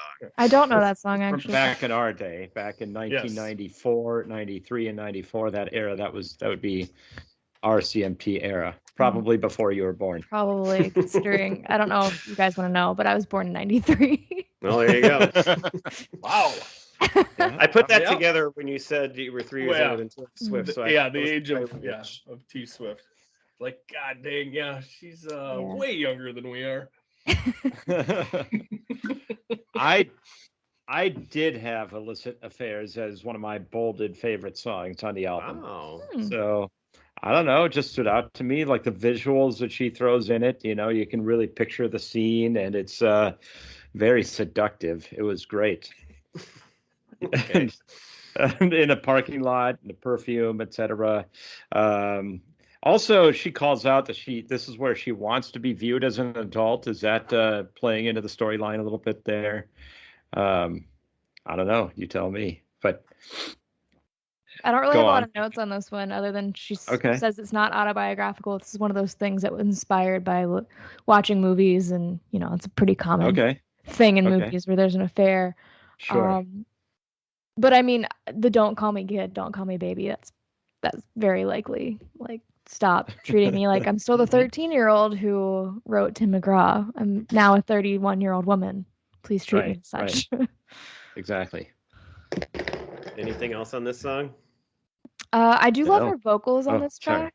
Oh, because she does the there's like moments where she really lifts or really falls, depending on, I guess, the emotional state of the narrator. But the dwindling mercurial hi always just scratches that itch in my brain. All right. I guess I didn't notice that in that one because that's one of the things I noticed in some of these songs. But Number 11 is Invisible String, and I love this song. This is one that brings me back. Again, it's like that one song kind of breather that I could do without, and then I love this one. It's much different sounding. It's plucky. It's more of a fun song, at least the way it sounds. So it's references an East Asian folk myth about a red thread of fate tying two soulmates together, and expressing gratitude for past romantic failures that paved the way for new relationships. So I thought it's a much more pleasant notion. It's a better like feeling song. It's fun sounding. So I don't know, this one stands out to me as a really good one. Well, and for me, this is her take on the saying of if you love something, set it free. If it comes back to you, it's yours forever. Mhm. And That's deep, man. Well, Yeah, this is much deeper than I had. Well, that's the way I viewed it. I'm like, and, was that a trombone?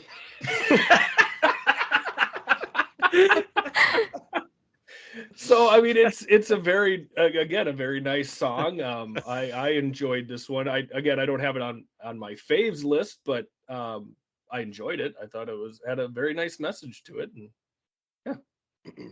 So this one stood out to me because she's talking about the details. You know how it's like when you meet that somebody for the first time or whatever, and you can remember all of the details. Like she's talking about, what is it? He's wearing a blue shirt or something like that. She goes really, really into detail. Again, you can visualize what that was like on how they, when they saw each other and how they're drawn together, all that kind of stuff. So I don't know. Thought it was good. I did have that one as one of my bolded ones. Nice. This is one of my favorite. It's not one of my favorite Taylor songs ever. I don't think I put on my list. I don't remember. We'll get there, but it is one of my favorites on the album. Hearing that intro for the first time, I thought it was a banjo. It's not. It's some really cool rubberneck guitar that Aaron Dessner gave Taylor. But it was very reminiscent of like debut era Taylor, where there's a lot of twangy guitar and banjo involved. Yeah, you're right. But I'm mad that this song came out 6 years after my wedding because I totally would have played it at my wedding. Oh.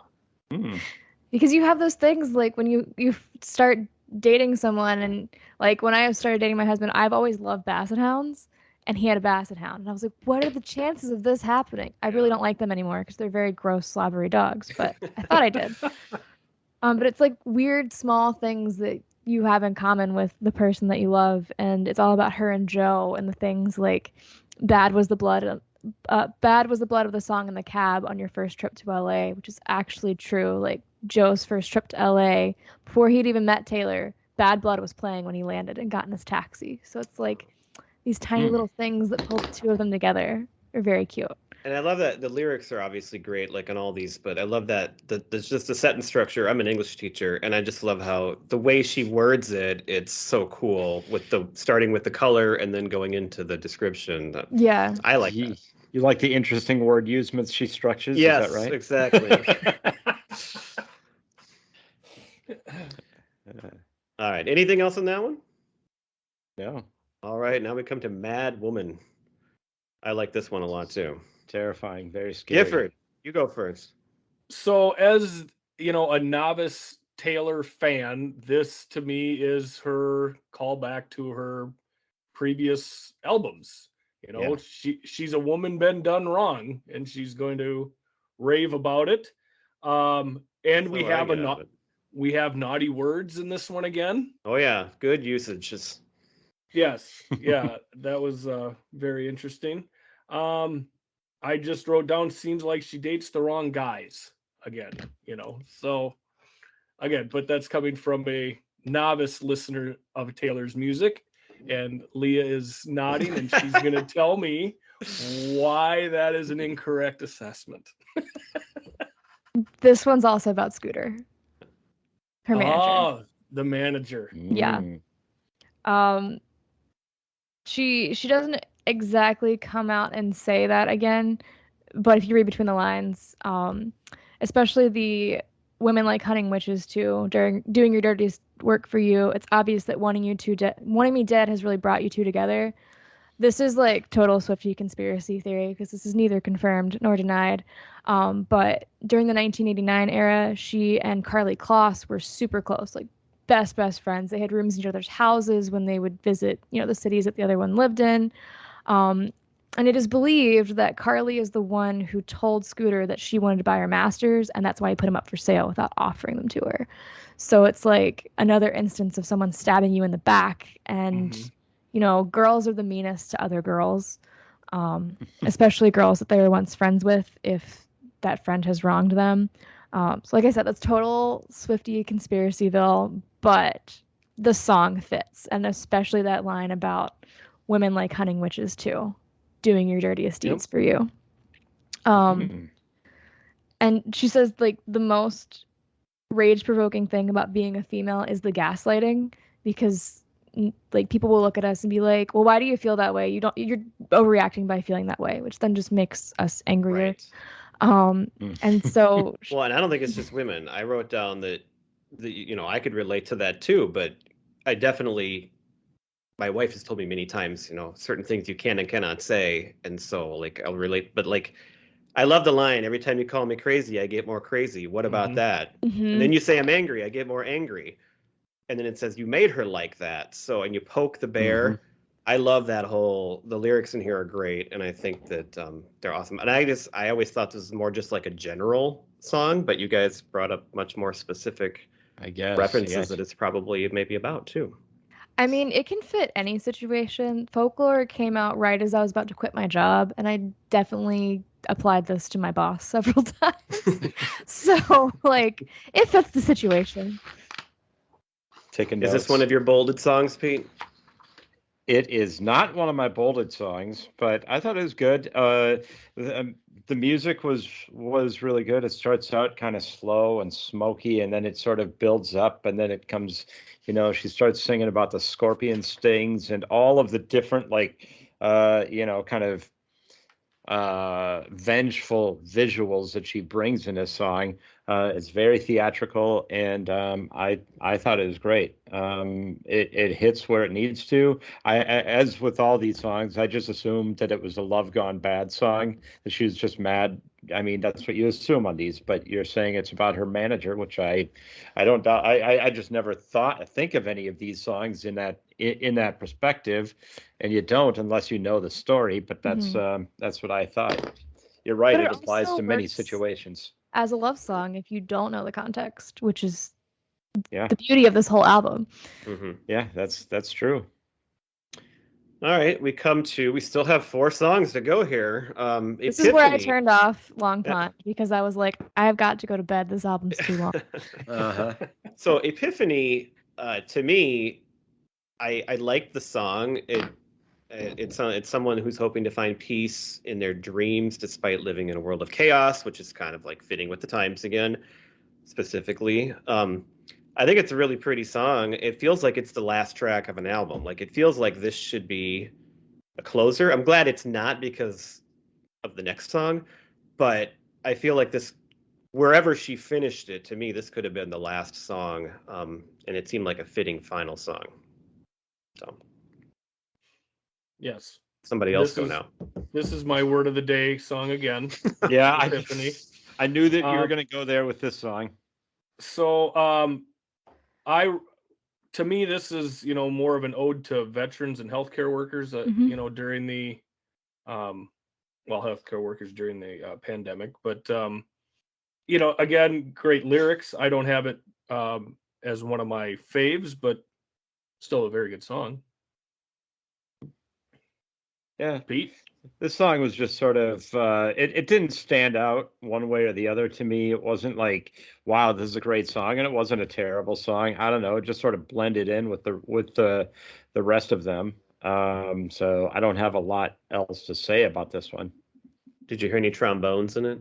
No, I don't think I heard any trombones. All right. I guess I assumed it was a Love Gone Bad song. Giff is actually right. It is about veterans and healthcare workers. Oh. So she wrote it. She's always wanted to write a song for her grandfather who fought in World War II. And interestingly, I forget what exact track number we're on. 13. 13, which is Taylor's lucky number. Oh, that's right. Yeah. So it's about her grandfather, and then track 13 on Evermore is about her grandmother, who was an opera singer. That's nice. But she said that one of the things she started doing during the pandemic was really digging into her lineage, and discovered that her grandfather fought in one of the bloodiest battles of World War II. But he never talked about it. Like, his kids said that he just, shut that part of him down, and it would never talk about it. And so she wanted to research that. But also, when she was doing that research and seeing what these soldiers lived through, she couldn't help but think of the nurses who, are watching people die, and then they get 20 minutes between shifts to just not even have time to decompress, and then they got to go back and work another 12-hour shift. And the themes are very similar. You're both seeing things that, like, no one else, unless they lived through that, are ever going to understand. Hence the line, some things you just can't speak about. Mm-hmm. I think that it's not like a song I reach for, because it's really freaking depressing. But it is unlike anything she's ever done before. And the track that Aaron Dessner gave her was not one that I think he ever intended to having a song written to, because it's just such a slow, like, elongated, dreamscapey track, that the fact that she wrote lyrics to it that fit so well is magic. Yep. I think everything you guys are saying makes me think even more it's a great closer. So there's one other one coming that I think would be a closer, but if I was going to shorten the album, I think I would put this one at the end. But number 14 is my favorite song on the album, Betty. It's that or Exile. So I'll bet you guys can go first on this one. This is the third part of the triangle. And actually, this is the one I was talking about that my opinion is slightly changed, but I'll let you talk first, and then I love this song. This is one of my favorite songs on the album. Starts out with the harmonica, and when it started out with the harmonica, I immediately thought of Tom Petty. And as I listened to the song, I'm like, this could be a Tom Petty song. The way that it's sung and the way that the lyrics are, I don't know. It's just like I could not get Tom Petty out of my head after that. And I'm like, this absolutely would be a Tom Petty song. But I don't know. That's what I had written down about that one. Now, I did recognize the instrument correctly, I think, on that one. I don't think that was a trombone. I've never mixed up a trombone. Good job, Pete. Not a trombone. No. Well, and for me, I like a story song. So we got story time again. So I really enjoyed that. I like the lyrics. And I had it down as one of my likes or, favorite songs on the album. And my mom's name is Betty, so I'm. Oh yeah, that's right. I'm gonna like it a little bit more just right off the bat. So, but now, hold on. Is she singing from the guy's perspective on this song? This is James's perspective. At first, I thought that she was singing about her best friend, and then as the song went on, I realized stealing my thunder here. Yeah. Okay. So. You should have went first, Brad. Until I did this research, I always thought this was about two girls, and I thought that, like one of them, they like experimented with something, and one of them went one way and the other one didn't, and I just thought it was really sweet, and I love the way that it was sung about that experience. And when I found out it was actually, yeah, but when I found out it's really from this guy's perspective, I still love the song. It sounds great, but it just lost a little bit of the fun and the bite to me that I thought it was about. So I thought it was two best friends, and one of them slept with the other one's boyfriend, is what I thought it was about. Wow. Well, we're all over the place here. Yeah, but until the song went on, and I realized it was sung from the guy's perspective. Anyway, right. Yeah. Oh, I completely agree. That's where I was at too until towards the end of the song there. All right, Leah. What did we miss? So a lot of Taylor songs are about wanting a male apology, and this is the male apology that we all want when a man does us wrong. He actually comes and apologizes for what he did, and we know from Cardigan that they ultimately, wound up together and lived happily ever after. This one also came from something that Jo wrote. So she wrote this with her boyfriend, which I think is super cute. And that's kind of where the male perspective idea came from when she was writing this album and decided it should be a love triangle. I will say some people have taken this love triangle to a complete new level and made this into a concept album where entire album is the love triangle, and you have like Epiphany is James going off to war and dying, and like it gets super crazy. There's a particular listening order that would happen chronologically. I don't subscribe to that theory, but it is a theory. Yeah. Huh. Well, I would like to point out that Brad has stated that this and Exile are his favorite 2 songs on the album. So I think he may be a fan of Joe Ah, and not a fan of Taylor. Hmm. interesting point. Yeah. I don't know. And I don't know. Pete would agree with me if I put a trombone underneath it. So That's right. yeah. I just thought that was interesting to learn about this whole trilogy that I didn't know about, because again, this song is another great use of the F word. It's just well And placed. They made her That's change right. it for the CMT Awards, and she performed it, and it works, but it's not as good. I bet. So yeah, anyway, I love that song. It doesn't mean I don't like it anymore just because I was wrong. But I feel like when it came out, I read about it too, that it was about 2 girls, and the theory was that Taylor has experimented and that she, did these things when she was younger or something, and it's about her, but maybe it's not. Who knows? She could be lying in Long Pond. We don't know. That's true. All right, 15 is Peace. I don't have any. I like this song fine. I feel like this is another closing song, but we're still not to the end, so it's but it's fine. That's all I have to say on this one. It's weird. Is this the one though? I think you put a tweet out or something about this. I don't know if you're talking about this song or something else. This one. This is one So of you I like think, it? the most underrated songs on Taylor's entire discography. I'll have to listen to it again.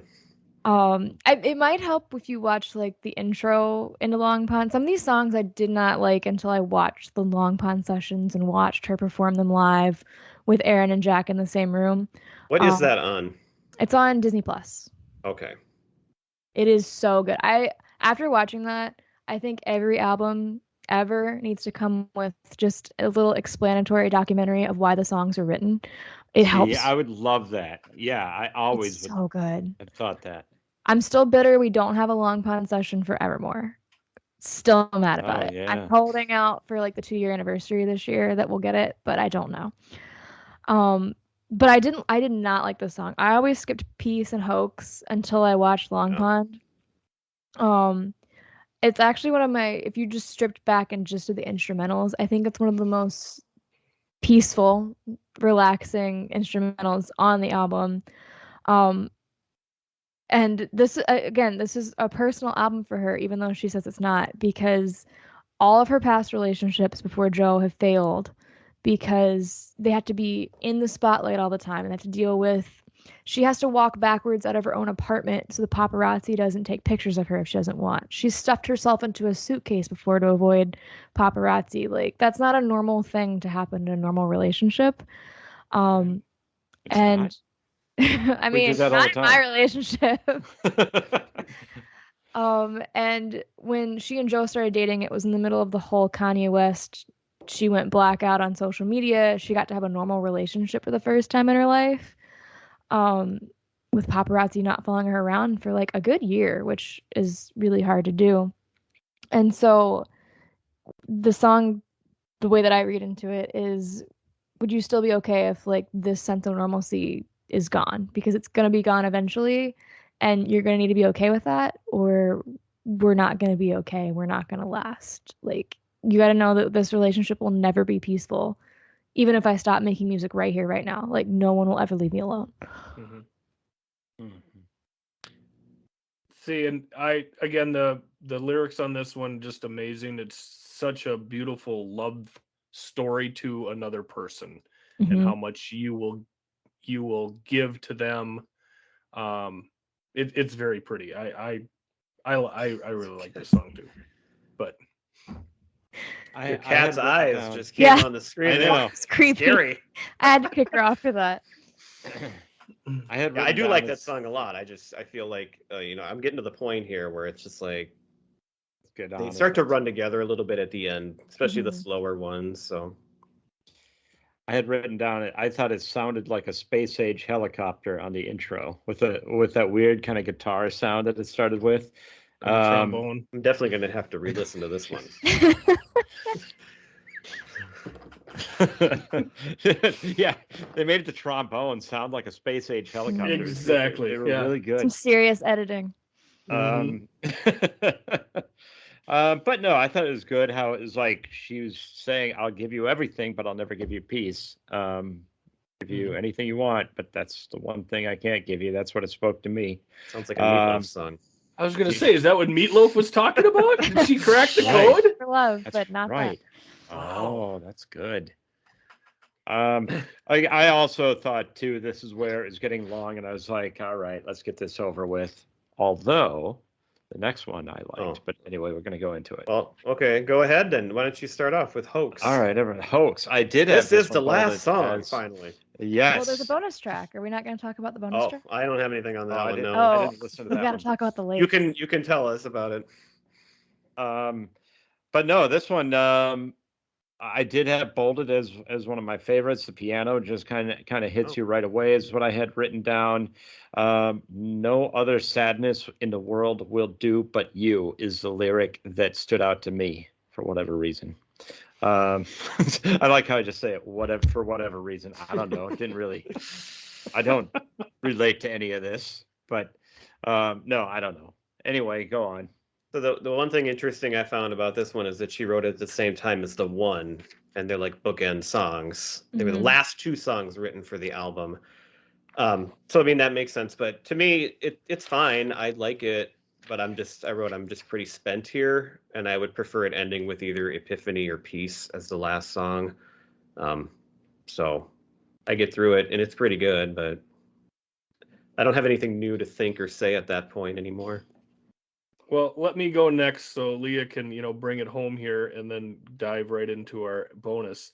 I just wrote down life and lover have been tough on her. To me, it's a tough song to end on. I like ending albums with a uptick to leave you feeling good at the end of it. But it wasn't one of my faves on the album. But still very good lyrics again. Holy cow, if you read through them, yeah, it's beautiful. So All right. Go ahead, Leah.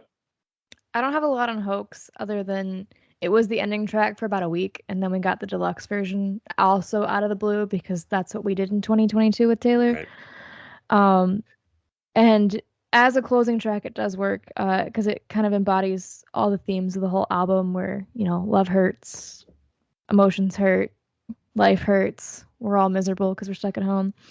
And then I can jump into the lakes. Yeah, so I've heard that song before, but I guess I didn't think about it as part of the album, so I didn't listen to it or anything here. But to me, it's the actual closing track because it's such a perfect closing track. So it's about the Lakes District in England, which she and Joe visited. Joe's from England, on a trip one time, and it's where all these great poets would just go to live away from society and write and be creative all the time, and they didn't really fit in. They were heckled in like the rest of society as being creative and free thinkers. And she jokes in the Long Pond session that her backup plan, if everything like fails, is to just go live in a cabin and write. And so when she went to this place where these people actually did it, she felt really inspired. And I mean, being famous is really hard and really scrutinizing. And my favorite line from the song is, "I'm not cut out for all these cynical clones, these hunters with cell phones." Because she gets attacked on the internet more than any other person for like no reason. Yeah. Literally no reason. She can just exist, and people are like, "I freaking hate Taylor Swift, that talentless piece of garbage." And I'm like, what has she done to you? It's just the way the world is, especially on social media now. It's like that's what people so say annoying. about Gifford. Right. Nobody can ever just leave their opinion out of it. Like No. somebody will post something on Twitter about a band they love, and somebody's got to go on there and say, "Oh, they suck. I hate them." Like, you could have just not said anything. I mean, that's all you had to do. You're a yeah, you got professional trolls who just have to cut on everything and just crap on everybody's day just because that's what you do nowadays. So I can understand wanting to escape to a cabin where wisteria grows over your feet and you have not a care in the world other than just making art and no one bothers you. Right. which Yeah. is the perfect end to Folklore, which is an album inspired entirely by fiction. I got to do I'd that one be again cool too. I'm gonna with- have to listen to the whole Nice thing way over to again wrap this tomorrow, up. based Yes. on this conversation. It's gonna be great. We're Right. going to listen to it. We got a big road trip coming up, and we're going to definitely listen to this one. Yes. So Well, throw Evermore in there too, then. neither of you two Yes. listened to that album, right? You two guys. Mm-mm. No. No, I did Okay. not. So I'll just, if you can say whatever you want, I'll just throw in that. So when that came out in December, I didn't really give it much of a chance. I was still like, I don't think I was done with Folklore yet. Like I was Mhm. still enjoying it, and I wasn't ready for this new album, so I just didn't listen to it very much. And then the first time I did listen to it, I thought, boy, this is really slow again, and it just sounds like a lot of the same stuff. But over time, I've listened to it again, and I listened to it through this, and I don't like it as much, and there's not as many songs I like as much, but there are definitely a lot of good songs on there, and it's worth its own thing too. But that was all I had really to say about that one. I just wasn't ready for it yet. That's fair. It came out of left field. I remember I was at work when she posted, and I texted my then former coworker, and I was like, "Is this a joke? Like, did someone hack Taylor Swift's social media? Because there's no way this is real." And then it got confirmed that it was real, and I was like, we're still digesting Folklore. Like, I'm Yeah. still not over this. But if I'm listening to Evermore, Evermore is my favorite. I'm listening to Folklore, Folklore is my favorite. Like, to me, they're just one continuation of the same idea. I think if I had to pick, like, at gunpoint, I would actually pick Evermore. Really? Wow. It just has Champagne Problems, which is like one of my favorite Taylor Swift songs. I do like that one a lot. That's maybe my favorite one. And No Body, No Crime. Yeah, that's a fun one. Gifford, you would like that song a lot. Oh, it's I'm writing so it down. It's like it feels more like a Dixie Chicks song almost. It's more country, and it tells a story. Yeah, it's very much like a country murder trope. Yeah. Is it Earl's Gotta Die kind of thing? No, I don't Dixie think so. Chicks? No. Just Well, you said No Body, No Crime. That's the first one I thought of too when you guys That's said Earl. that.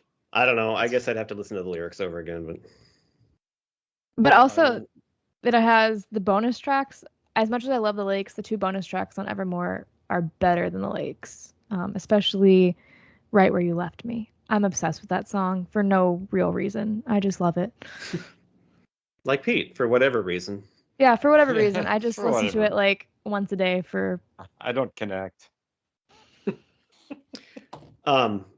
Yeah. So that one, I just like it. Oh God, somebody talk. Forgot what I was gonna say. All right. So are we going to Totally cut lost into it our there. We got to Top cover our 5. favorite songs. Okay, we're ready Yes, to do go that ahead. then. Yeah, the top 5 Taylor Swift songs is the category. All right. Top 9? I have 9 now. Yeah. Oh, you added two. I had to. I forgot to. Wow, that's Why don't we good. go in reverse order of like biggest fans? So I think Pete, you'd be Yes. first. Yeah, all right. Well, I'm a bigger fan now than I was 2 days ago. Let's say That's that, the of idea. Taylor Swift. That's the It's my goal. goal in life. And I hope that you, as the listener, feel the same way, that we've changed your life in this one small way. But my top 5 Taylor Swift songs in reverse order are Betty, that we just talked about ad nauseum, Blank Space, Shake It Off, Love Story, and my favorite Taylor Swift song of all time is Bad Blood. Really? Oh. So you're a big fan of 1989 then, because you have 3 songs from that album on there. I guess so. 3 Are out they of on 5 is that a album? lot. Yeah. Well, Good there deal. you I go. think that would bring you next, Giff, probably. Yes.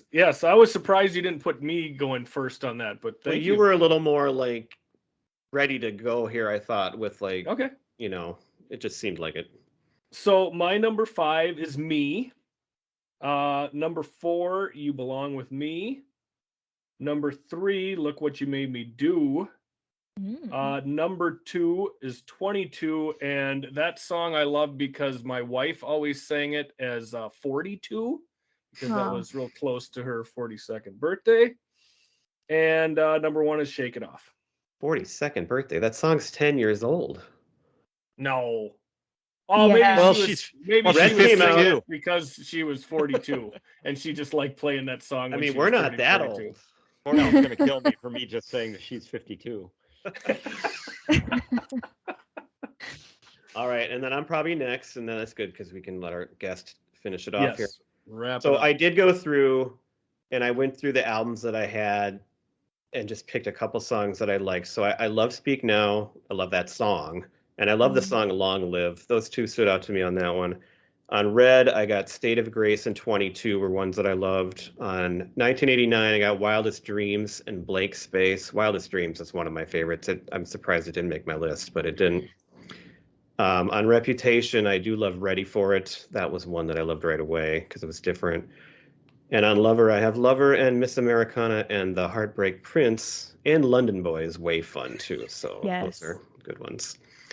But my top five, I think I covered the span. I only have one from an album.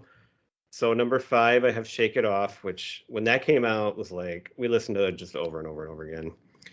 I put You Belong With Me at number 4 because that's like the original song I loved, and it's still great.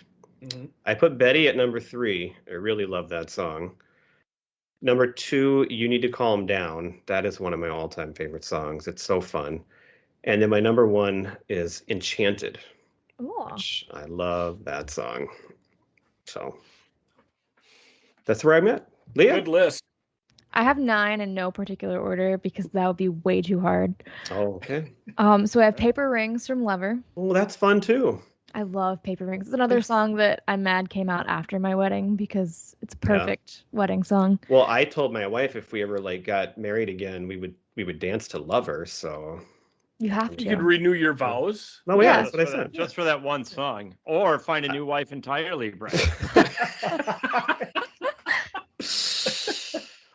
Oh boy, this is an episode you might actually listen to, Pete. Thanks. If he's the editor, he's gonna leave that in too. Oh, I know. Yeah, I'm Mhm. definitely. I'll add some stuff. All right. Anyway, Paper Rings. Champagne Problems from Evermore. Mr. Perfectly Fine from the Fearless Taylor's version Vault. Welcome to New York from 1989. I love that one too. That's such an underrated one. That's It's- a great choice. I put it on like when I just need to pump myself up because it just is such a happy song. Yeah. It's recently gotten nice weather here, like 70s. So for the last week, when I get off work, I roll my windows down and turn up "Welcome to New York." I want to add that to my honorable mentions. So Getaway Car from Reputation. I Know Places from 1989. Long Live and Mean from Speak Now. And then the 10-minute All Too Well Taylor's version from The Vault. that's no. Oh, you didn't order them. That's right. But Yeah. I Know that's my Places. most recent. I love her vocals on that. it's funny because it's not one that really stands out. It's not one of my favorites. But I listened to that album recently because I was listening to all these. But that song kept coming into my head like for 3 days. Like it just kept popping into my head. I'm like, why is that song in my head? So apparently, it's good. I think 1989 Taylor's version is the re-record I'm most excited for. Yeah. What's Speak the Now deal and with that? 1989. I thought she'd go in order. I'm waiting. I want to hear the Speak Now one too. Oh, there was a theory that it was going to be Fearless, 1989, Speak Now, Reputation, and then her debut album, so she'd own her name last. And it would also spell out, it was the first theory because F1RST.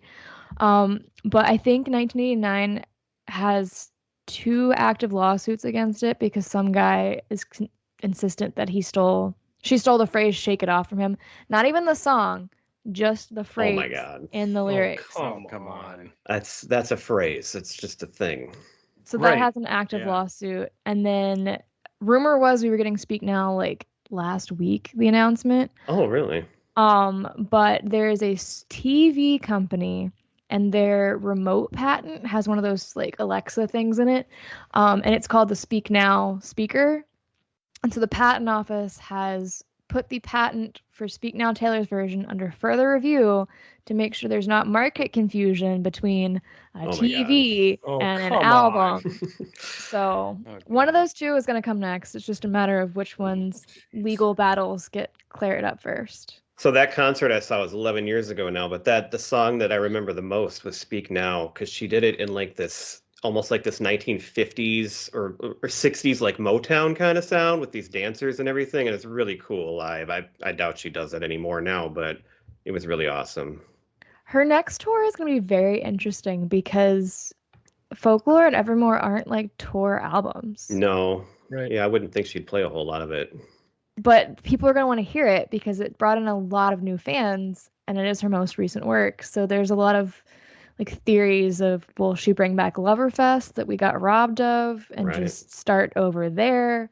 Is it going to be some kind of like re-record mania where we're just going to mash up all the eras and just call it the Taylor's version tour? Like, we don't know. Yeah. It probably won't I'm be till curious. next year anyway, so. Well, I She's too hope busy. that I can Leah, get a I hope ticket and it doesn't cost way too much money next time too. Oh, I'm prepared to pay my left kidney to go see her, so it's fine. All right. Well, this has been a real pleasure having you on the show with us. It made it you're way better than any of us. So you definitely improved it. I mean, I'm the one fan here, Yes. but you added way more than I could, and Yes. it was awesome. So thank you so much for coming on. I hope you enjoyed it. Thank you. It was so much fun. If you ever want another Taylor album, I will come back. All right. All right. We can't wait. Are you a Preacher Row fan by any chance? Do you listen to them at all? Okay, well, that's our band that we It's play a at the end little of every joke, but- episode. Yes, it's a little inside joke. It's a band that is friends of ours, especially the drummer is one of our very best friends, and they've given us permission to open and close our show with their music. And so Nice. that's what we use as our theme. So here it is, Preacher Row. All right. Thank you. Thanks, everybody. See you guys. Bye.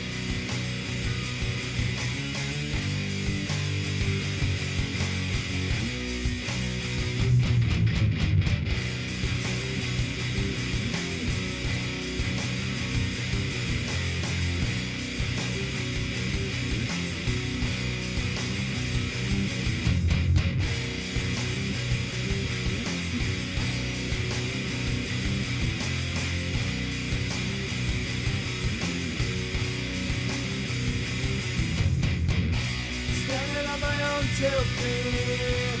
No one's here to comfort me. Sorry for what I have done. Sorry that your song is gone. 7 steps and it will be my last.